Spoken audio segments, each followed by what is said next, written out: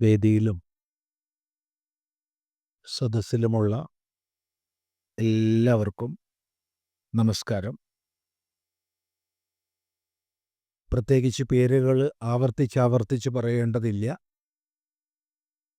കാരണം നമ്മുടെ 15 മിനിറ്റ് സമയത്തിൽ അതൊരു 1.5 മിനിറ്റ് അപഹരിക്കും. എങ്കിലും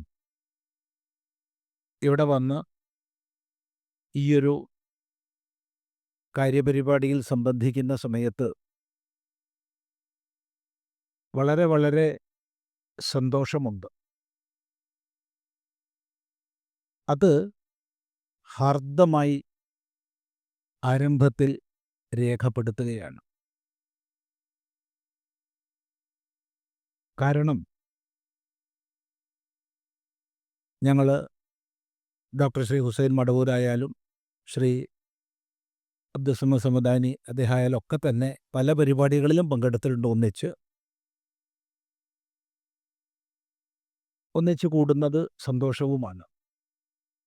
എന്നാൽ ഇന്നിവിടെ വിശേഷമായി ഒരു സന്തോഷം പറഞ്ഞത് നമ്മളൊരു 10 മിനിറ്റ് 15 മിനിറ്റ് മുമ്പ് എത്തിയിട്ടുണ്ട് കാര്യപരിപാടിയിൽ. ഇന്ന് ആരുടെ വൈദിക ശുശ്രൂഷയുടെ വാർഷിക സമാചരണത്തിലാണോ നമ്മൾ ഒത്തുകൂടിയിട്ടുള്ളത്? 50-ാം വാർഷിക സമാചരണത്തിൽ doctor Joseph Mar Barnabas suffragan മെത്രോപ്പൊലീത്ത അദ്ദേഹത്തിൻ്റെ അടുക്ക് അത്രയും നേരം ഇരുന്ന ശേഷമാണ് ഈ വേദിയിലേക്ക് വന്നത്. അതിലെന്താ സന്തോഷം എന്നാണെങ്കിൽ, മനുഷ്യനെ സംബന്ധിച്ച് നാവിന് എല്ലില്ല, എന്തും പറയാം. ഓരോ വേദിയിൽ പോകുമ്പോൾ ആ വേദിക്കനുസരിച്ച് നമുക്ക് വാക്കുകളെ മാറ്റി പറയുകയും കൂടുതൽ അലങ്കാരങ്ങളെ ചേർക്കുകയും ഒക്കെ ചെയ്യാം. എന്നാൽ ഓരോ വ്യക്തിക്ക് ചുറ്റും ആ വ്യക്തിയുടേതായ ഒരു തരംഗ മേഖലയുണ്ട്. അത് സ്നേഹത്തിൻ്റെയും ലാളിത്യത്തിൻ്റെയും തിരിച്ചറിവിൻ്റെതുമാകുമ്പോൾ വാക്കുകൾക്കപ്പുറത്ത്, വാക്കുകൾ ഇവിടെ മൈക്കിൻ്റെ മുമ്പിൽ ചിദാനന്ദപുരി സ്വാമിക്ക് എന്ത് തട്ടിപ്പം പറയാം. എന്താശയമാണോ ഞാൻ ആശ്രമത്തിൽ പറയുന്നത്, അല്ലെങ്കിൽ ഹിന്ദു വേദികളിൽ പറയുന്നത്, അതിന് വിരുദ്ധമായി ഇവിടെ പ്രസംഗിക്കാം. ആർക്കും സാധിക്കും. പക്ഷേ അതിനുപരി ആ ഒരു ലാളിത്യത്തിൻ്റെയും സ്നേഹത്തിൻ്റെയും ഒരു തരംഗം തീർച്ചയായിട്ടും അദ്ദേഹത്തിന് ചുറ്റും അനുഭവിക്കാൻ കഴിഞ്ഞു. അതുകൊണ്ട് തന്നെയാണ് ഈ സ്നേഹാഗമത്തിൽ വന്നപ്പോൾ ഏറെയേറെ സന്തോഷം എന്ന് പറഞ്ഞത്. അത് ഹാർദമായി രേഖപ്പെടുത്തിക്കൊണ്ട് മുന്നോട്ട് പോകാം. ഇവിടെ അയൽപ്പക്കം എന്നുള്ളതാണ് വിഷയം. അയൽപ്പക്കത്തെ സംബന്ധിച്ചുള്ള നമ്മുടെ സങ്കല്പങ്ങൾ വളരെ മാറിക്കൊണ്ടിരിക്കുന്ന കാലഘട്ടത്തിലാണ് നമ്മൾ ഒത്തുചേർന്നിരിക്കുന്നത്. ഇന്നൊരു പക്ഷേ ഇവിടെ ഭാഷണം കഴിഞ്ഞ് പുറത്തേക്ക് എത്തുമ്പോഴത്തേക്ക്, ഈ വാതിൽ കടക്കുമ്പോഴത്തേക്ക് എനിക്ക് അമേരിക്കയിൽ നിന്നോ കാനഡയിൽ നിന്നോ ഓസ്ട്രേലിയയിൽ നിന്നോ യൂറോപ്പിൽ നിന്നോ ഫോൺ വിളി വരാം. സ്വാമിയുടെ പ്രഭാഷണം ഞങ്ങൾ കേട്ടു. കാരണം നവീന സാങ്കേതിക വിദ്യയുടെ വികാസം കൊണ്ട്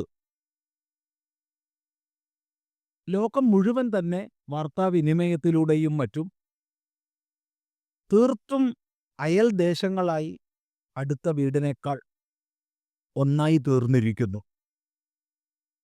പക്ഷേ അവനവൻ്റെ മതിലിൻ്റെ അപ്പുറത്ത് തൊട്ടയൽ വീട്ടിൽ, എന്തിനയൽ വീട്ടിൽ, ഒരു വീട്ടിലെ ചുമരിനുള്ളിൽ താമസിക്കുന്ന 2 പേര് പലപ്പോഴും ധ്രുവങ്ങളിലെന്ന പോലെ അകന്നിരിക്കുന്നു. ഒരു വീട്ടിനുള്ളിലാണ്. പ്രത്യേകിച്ചും വലിയ വീടുകളാണിന്ന്. മുമ്പൊക്കെ മനുഷ്യന് വേണ്ടി വീടാണെങ്കിൽ ഇന്ന് വീടിന് വേണ്ടി മനുഷ്യൻ ജീവിക്കുന്ന കാലഘട്ടമാണ്. ആ വലിയ വീട്ടിൽ 2 വൃദ്ധന്മാരുണ്ടാവാം പല വീടുകളിലും. അവരോ ധ്രുവങ്ങളിലെന്ന പോലെ അകന്നു. അതേസമയത്ത് ഒരു ഒരു 1-2 സെക്കൻഡിൻ്റെ ദൈർഘ്യം പോലും വേണ്ട അമേരിക്കയും കാനഡയും അല്ലെങ്കിൽ ഓസ്ട്രേലിയയും യൂറോപ്പുമായി ബന്ധപ്പെടാൻ. അതാണ് ഇന്നത്തെ ഒരു അയൽപ്പക്ക സങ്കല്പം. ഈ സന്ദർഭത്തിൽ നമ്മളെല്ലാം ഒത്തുചേർന്നിരുന്ന് ശരിയായ അയൽപ്പക്കത്തെക്കുറിച്ച് ഹൃദയത്തിൽ നിന്നുള്ള ചില വിചാരങ്ങൾ പങ്കുവെക്കുമ്പോൾ അതേറ്റവും ധന്യമാണ്, ഏറ്റവും ധന്യമാണ്. ആ ധന്യത അനുഭവിച്ചുകൊണ്ടും അറിഞ്ഞും പറയട്ടെ, വാസ്തവത്തിൽ നമ്മുടെ എല്ലാവരുടെയും ഏകത, നാം എല്ലാം ഒന്നെന്നുള്ള അവബോധം, ഒന്നിലെന്ന അവബോധം, ആ അവബോധമാണ് വേദം ആത്യന്തികമായി നൽകുന്നത്.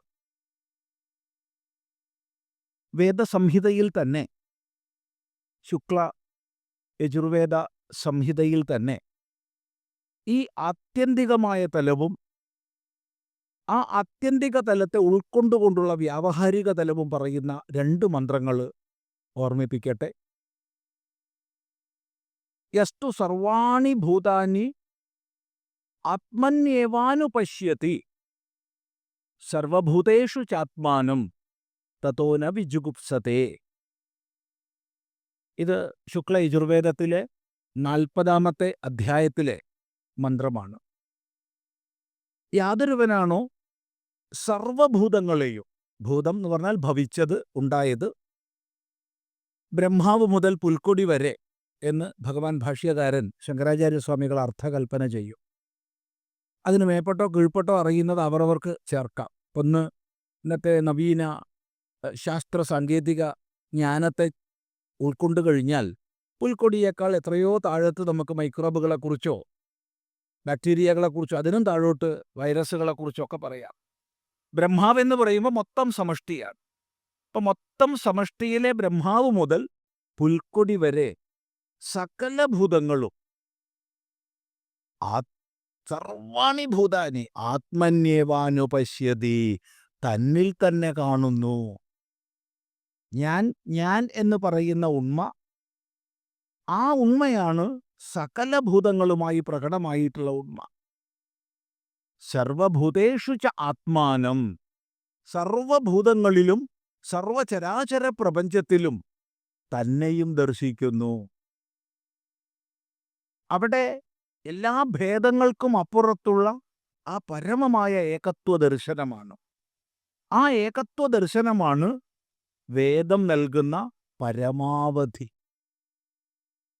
എന്നാൽ ആ പരമാവധിയിൽ വിഹരിക്കുന്നവർ എത്ര പേരുണ്ടാവും? അനേക കോടിയിൽ ഒരാൾ. കാരണം ആ ഉന്നതമായ അദ്വൈത ബോധത്തിലേക്ക് ഏവർക്കും എത്തിച്ചേരാൻ കഴിയില്ല. നമുക്കറിയാം, ഏത് ഗുരുനാഥനും സൂക്ഷ്മ തത്വോപദേശങ്ങൾ അങ്ങേയറ്റം അർഹരും ഉൾക്കൊള്ളാൻ അത്യന്തം നിപുണരുമായ കുറച്ച് പേർക്കേ ഉപദേശിച്ചിട്ടുള്ളൂ. ഏത് ഗുരുനാഥനായാലും ജനസാമാന്യത്തിന് ഉപദേശിക്കുക ധാർമ്മിക സന്ദേശമാണ്. സൂക്ഷ്മമായ ആത്മീയ സന്ദേശങ്ങൾ വിരലിലെണ്ണാവുന്ന ഏതാനും അധികാരികൾക്ക് മാത്രമേ പകർന്നു നൽകാൻ സാധിക്കൂ. ഈ യാഥാർത്ഥ്യം നമുക്കറിയാം. ആ നിലയ്ക്ക് ഈ ഏകത്വ വീക്ഷണത്തിൽ നിന്ന് ഉയർകൊള്ളുന്ന സാമാജിക സങ്കല്പം അഥവാ സാമൂഹിക സങ്കല്പം എന്താണ്?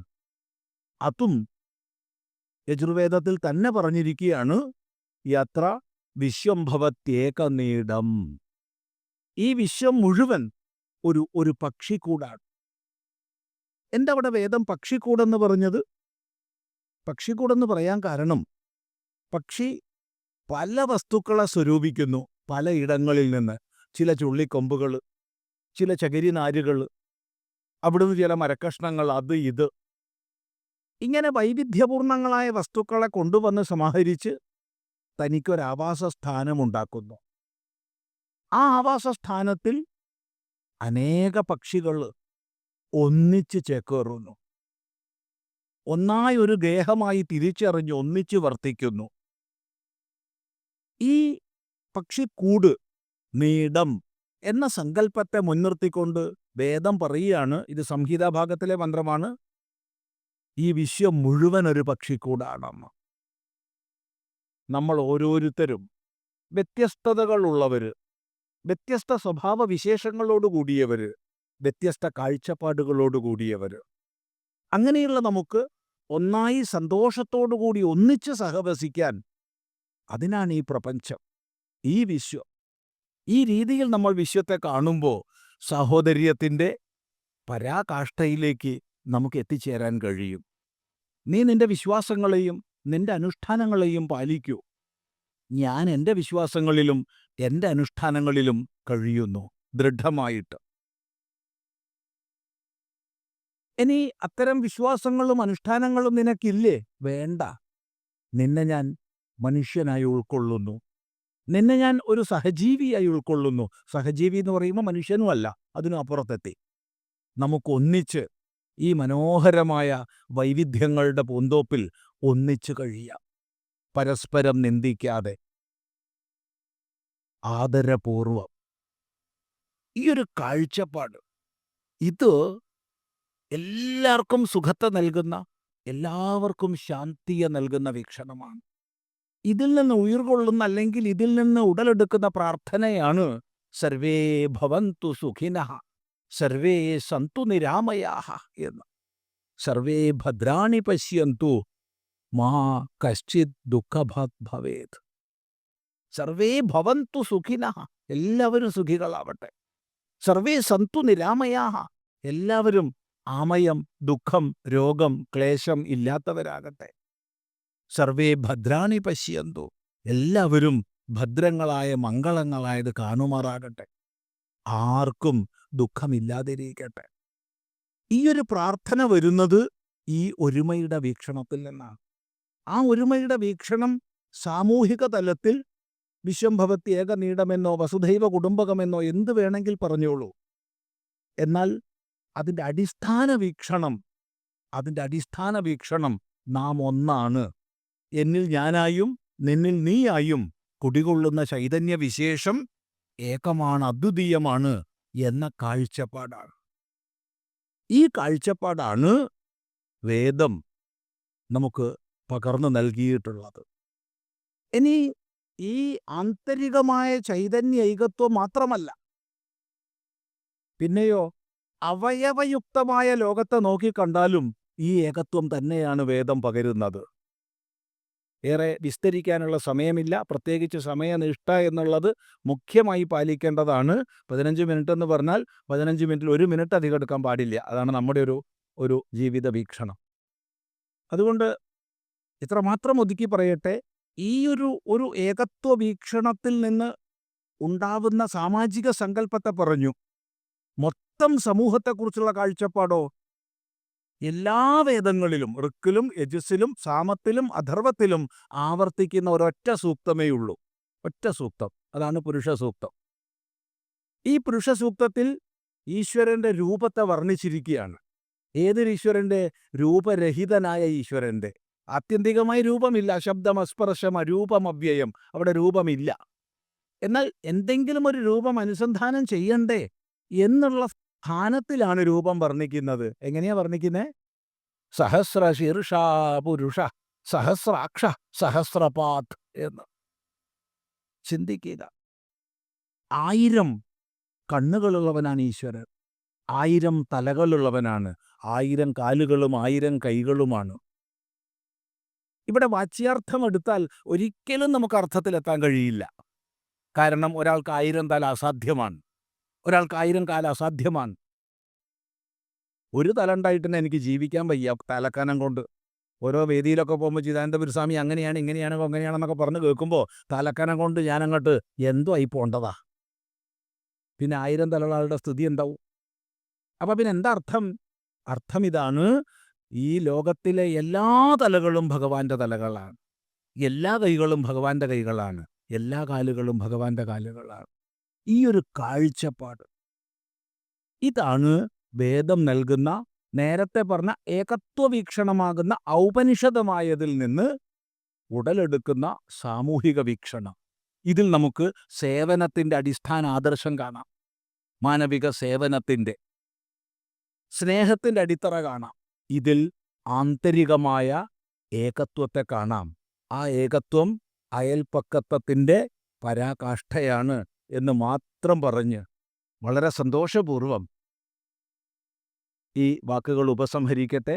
ഈ ഒരു കാര്യപരിപാടിക്ക് എല്ലാ ശുഭാശംസകളും ഹാർദമായി സമർപ്പിച്ചുകൊണ്ട് വാക്കുകൾ ഉപസംഹരിക്കുന്നു. സന്തോഷം.